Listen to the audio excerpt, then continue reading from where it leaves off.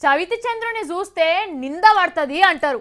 పాపం ఓ అయ్యగారు చవితి నాడు చంద్రుని చూసిండో ఏందో గాని పెద్ద నిందను మోసిండు. ఇన్ని రోజులు మెడల బోర్డు వేసినట్టు ఆ అయ్యగారికి ఒక పేరు తగిలిచ్చి అదే ఇంటి పేరుని వేసిండ్రు. కానీ దేవుని సల్లని చూపు ఆ అయ్యగారి మీద ఉన్నది. పాలల్లా గడిగిన ముత్యమోలే నింద నిజం కాదు అని నిరూపించుకున్నాడు. మరి ఎవలా అయ్యగారు? తిరుమల తిరుపతి ఎంకన్నకు రైట్ హ్యాండ్ అసొంటి మనిషి మన డాలర్ శేషాద్రి సారు.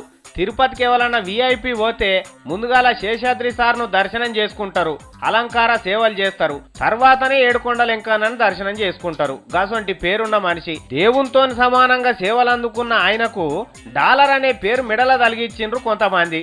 2006 సంది డాలర్ నింద మోస్తూనే ఉన్నాడు. మెడలేసుకున్న డాలర్ లాకెట్ ఎంత బరువు ఉందో తెలియదు గాని జనము మీడియా మోపిన డాలర్ నింద బరువు మాత్రం గుండె బరువు ఎక్కేదాకా వచ్చింది. అందుకే ఆయన గుండె ఈ బరువు మొయ్యలేనని మొన్న మొరాయించింది.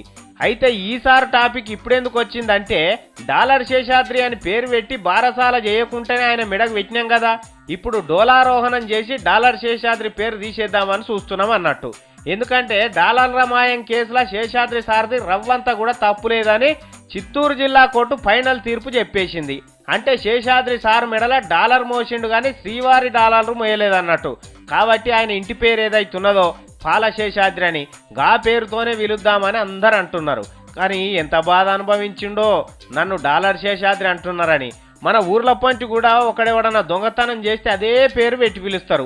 వచ్చిన పేరు సత్యదాకా పోదన్నట్టు ఈ నడమంత్రం వచ్చిన పేర్లు ఎప్పటికీ అట్లనే ఉంటాయంటారు. శేషాద్రి సార్కు డాలర్ ట్యాగ్ లైన్ పోవాలంటే మన ఏడుకొండల ఎంకననే ఏదన్నా ప్రయత్నం చేస్తే బాగుండనుకుంటున్నారు కూడా భక్తులు.